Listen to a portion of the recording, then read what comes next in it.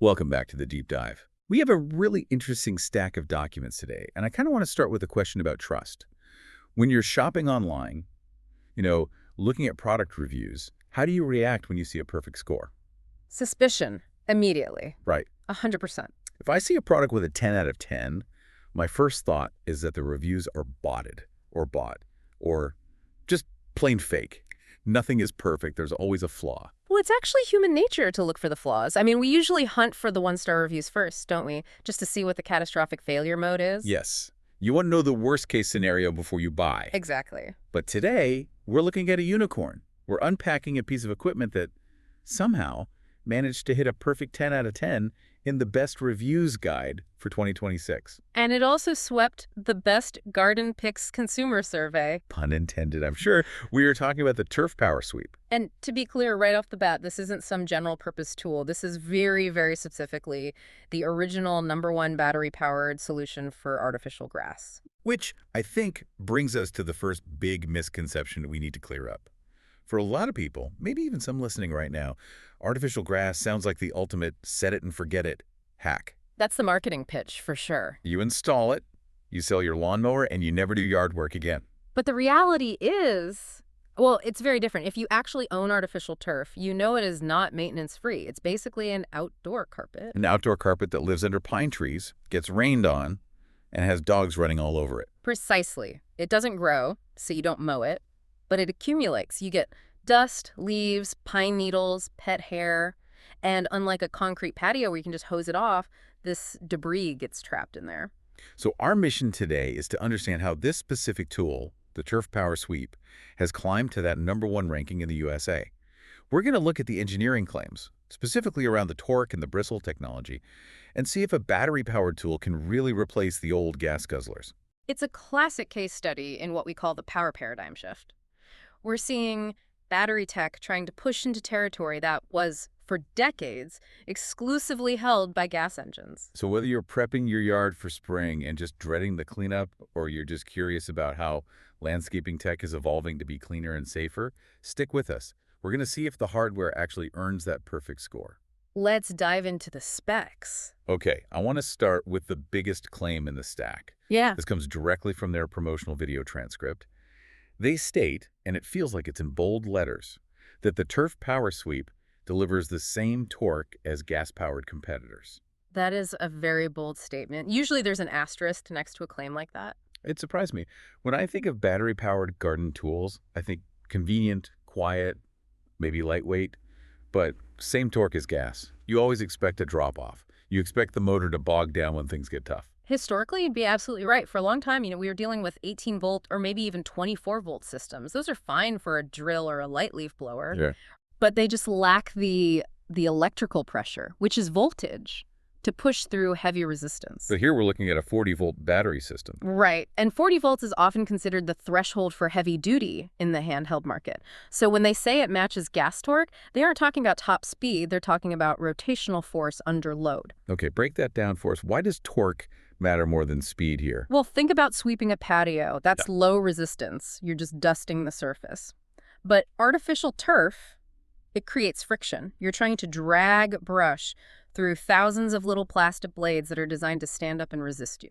It's like combing really thick, tangled hair. That's a perfect analogy. If you have a weak motor low torque and you hit a patch of matted turf or a pile of wet pine needles, the brush just stops. It stalls. Right. A gas engine powers through that because of its combustion inertia. The Turf Power Sweep is claiming their 40-volt system provides that same unyielding rotation. It just refuses to stop. And honestly, getting that power from a battery, it removes so much baggage. The turfed out transcript we looked at lists this explicitly. No gas, no cords, and specifically, no maintenance headaches. I think the maintenance headache is the part people really underestimate until they own a gas tool. Oh, I've lived that nightmare. The spring startup ritual. Where you pull the cord about 20 times and throw your shoulder out. Yes. And then you realize the carburetor's all gummed up because you left fuel in it over the winter. Exactly. Small gas engines are so temperamental. You've got spark plugs, air filters, fuel mixtures you have to balance. With a high-voltage lithium-ion system, all of that mechanical complexity just vanishes. You click the battery in, you pull the trigger. It's binary. It works or it doesn't. And the source material highlights easy maintenance as a major selling point, and that isn't just marketing fluff, it's a real reduction in failure points. Fewer moving parts just means fewer things that can break. Okay, but let's play devil's advocate here. The anxiety with batteries is never will it start, it's when will it stop. It's range anxiety. The runtime question. Yeah. The promotional data says it covers 30 minutes or 2,000 square feet per charge. Is that actually enough? I mean, 30 minutes sounds a little brief. It sounds brief if you're thinking about mowing a golf course, but for a power broom on a residential lawn, 2,000 square feet is a pretty significant area. Most artificial turf installations in backyards are well under that. So it's tuned to the average user. It seems so. And they call this the cordless advantage. It's about continuous operation. With gas, you run out of fuel. With a cord, you run out of tether. Here, the only limit is the cell capacity. And looking at the store page, they seem to anticipate the heavy users too. You saw that, the additional battery? I did. They Yes. sell additional batteries instead of 2. Which tells me they know their audience might include people with huge properties or even commercial users. If you have a backup battery on the charger, you effectively have infinite runtime. You just swap and go. Okay, so we've established it has the muscle to spin the brush. But the muscle doesn't matter if the brush itself isn't doing the job. Let's talk about the mechanism. The transcript calls it a nylon bristled barrel head. This is where the engineering gets very specific to the material. You can't just treat artificial turf like a carpet inside your house. Why not? I've seen people try to vacuum their lawn. You can try, but it's usually just an exercise in frustration. Vacuums rely on suction, but artificial turf is porous. It's full of holes for drainage. So when you try to suck debris up, you lose a ton of that pressure right through the backing. So you're just moving air around, not actually lifting anything. Pretty much. Plus, the turf blades physically trap the debris. The source material lists pet hair, pine needles, and embedded debris. Those are like the big 3. Ugh, pine needles are the worst. They weave themselves in. They do. They act like little locking pins. Suction will not pull them out. You need mechanical agitation. And pet hair. That's a whole physics problem. How so? Static electricity. Plastic grass and animal fur create a triboelectric charge. The hair basically glues itself to the blades. A vacuum just glides right over it. You need something to physically break that bond. And that's what the nylon head is designed to do. Well, the transcript mentions a dig deep action. The bristles penetrate between the blades all the way down to the backing, and they flick the debris upward. So it isn't just sweeping the top, it's raking the whole volume of the grass. And we have a specific number on this too. The diagram lists a 4,000 RPM broom.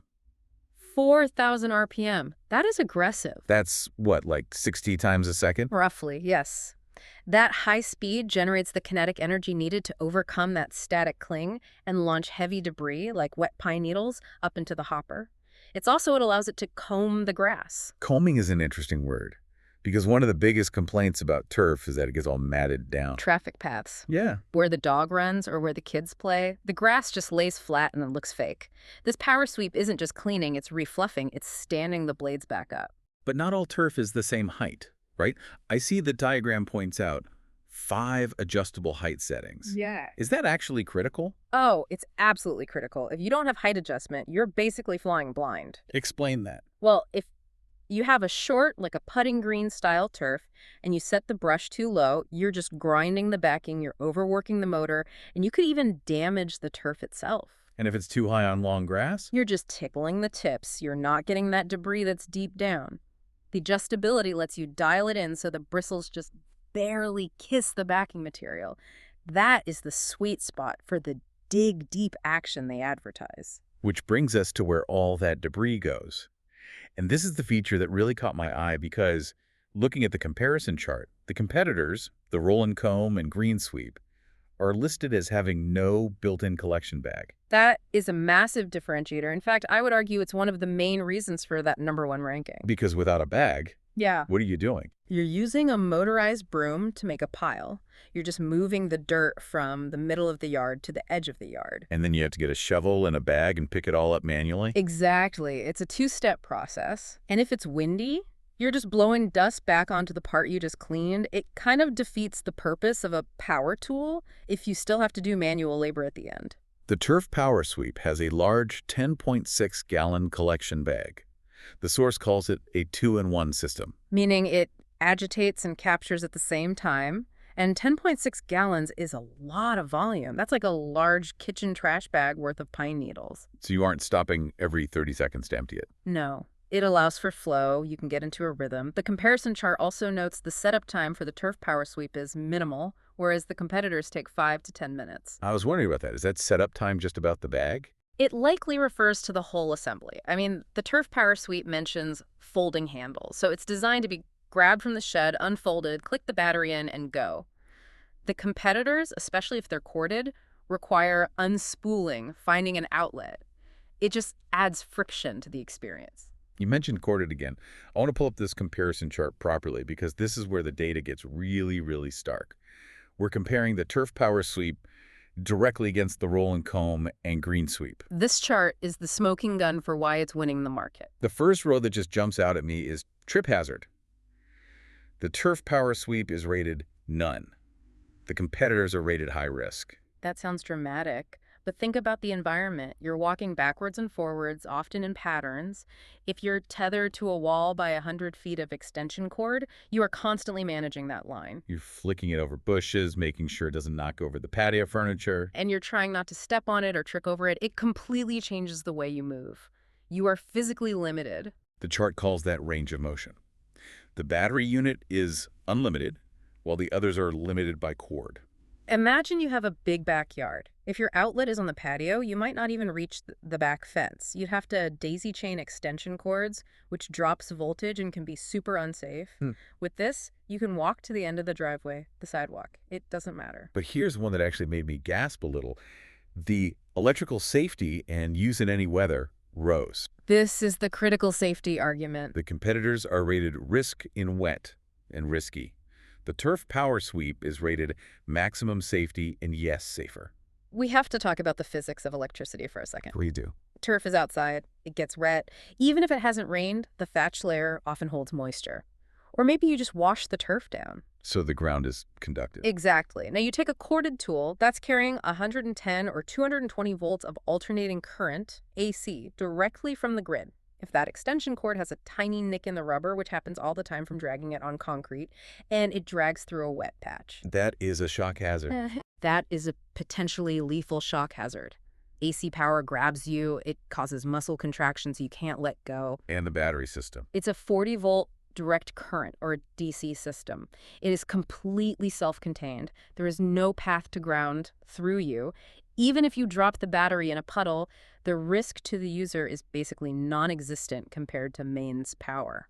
So when they say maximum safety, it's not just marketing. It's inherent to the design. It is a completely different risk profile. And for a tool that's specifically designed to clean up wet debris, remember those pine needles, being able to use it in damp conditions without fear is a huge psychological benefit. Means you don't have to wait for 3 days of dry sun before you can clean the yard. Exactly. It gives you the flexibility to clean when you need to, not when the weather dictates. Okay, so let's recap the scorecard here. We have better power. It's matching gas torque. We have better mechanics, that 4,000 RPM digging action. We have the collection bag, which the others lack. And we have a massive safety advantage. It's a clean sweep. But we have to talk about the price. Because usually when you get the perfect product, you pay a premium for it. I'm looking at the store page now. The unit is listed at $589.95. That is definitely an investment. That's not a cheap broom from the hardware store? No, it is not. But you have to contextualize it. What is it replacing? A rake. If you try to rake artificial turf, you'll be there for hours, and you will not get the deep debris out. So really, it's replacing a gas power broom. And if you look at high-end gas equipment, you're looking at a similar price point, sometimes even higher. Plus the fuel. Plus the oil, the spark plugs, the filters, and all the time you spend fixing it. The total cost of ownership over 5 years might actually be lower for the battery unit. There's something else on the store page that suggests the price is justified by the durability. Did you see the bundles? The Turf Maintenance Business Starter Pack. Yes. Listed at almost $700. That fascinated me. They are explicitly marketing this as a way to start a company. That speaks volumes about the build quality. You do not market a business starter pack if your machine is going to burn out after 10 hours of use. Commercial equipment takes a beating. It gets thrown in trucks, used for hours a day. So by offering that pack, they're signaling professional grade? Exactly. It bridges that gap between a homeowner tool and commercial equipment. And think about the economics for a second. If you buy that pack for $700, You go around your neighborhood. Everyone has turf these days. You charge, what, $50 or $75 to deep clean and fluff a backyard? you could pay off the machine in one weekend. 10 jobs and you're in profit. That's a really good point. It transforms the purchase from a cost to a potential asset. And it solves a problem for the neighbors, too. They don't want to buy a $600 machine, but they'd happily pay someone $50 to make their lawn look new again. And looking at the ecosystem, I see they sell those additional batteries for $95. Which is actually quite reasonable for high-capacity lithium batteries. Often those are $150 each. It just reinforces the idea that they expect you to use this thing a lot. They want you to have continuous runtime. So when we zoom out and look at that 10 out of 10 score from Best Reviews, guide again. Do you think it's earned? You know, I do, and I am usually the skeptic. But when you really look at the landscape of tools available for this specific job, nothing else checks every single box. It feels like the others are all compromised in some way. Right. The Roland Coman is corded and has no bag. The gas options are powerful, but they're heavy, they're loud, they're dirty. The vacuums don't work. The Turf Power Suite seems to have identified every single pain point, the noise, the cord, the collection, the static cling, and just solved all of them in one chassis. It's so rare to see a product that doesn't ask you to compromise. Usually you have to give up power for convenience, or you give up safety for power. That's the power paradigm we talked about at the start. The 40-volt technology has finally matured to the point where we don't have to choose anymore. We can have our cake and eat it too. Or sweep the leaves and bag them too. Exactly. So let's synthesize this for our listener. If you have artificial turf, you're fighting this constant battle against nature, trying to reclaim your plastic grass. And nature always wins eventually, unless you fight back. And your weapons of choice have been, well, limited. You could drag a cord through the mud, or you could mix oil and gas and wake up the whole neighborhood. Neither of which is very appealing. The Turf Power Sweep is offering a third way.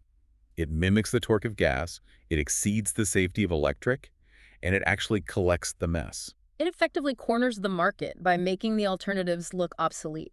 I mean, why would you buy a corded tool that's a trip hazard? Why would you deal with a carburetor? This tool makes those technologies look like dinosaurs. Which leads me to a thought I want to leave with our listeners. We saw that business starter pack. We've established this battery tool is considered professional grade. Where are you going with this? Well, if a single battery-powered broom is powerful enough to base an entire business around, if we're at the point where 40-volt systems can match gas torque for heavy friction jobs, are we seeing the final death knell of small gas engines in our neighborhoods? That is a provocative question. We've already seen it happen with leaf blowers. We're seeing it with mowers. And now with specialized turf equipment. The excuse that battery just isn't powerful enough is disappearing. It is almost gone. And frankly, looking at the safety and the maintenance benefits, good riddance. I don't think anyone is going to miss the sound of a two-stroke engine at 7 a.m. on a Saturday morning. I certainly won't. Well, that's all we have for this deep dive. Whether you're a turf owner trying to get those pine needles out, or just a tech enthusiast watching the battery revolution take over, thanks for unpacking this with us. Keep questioning the specs, everyone. See you next time.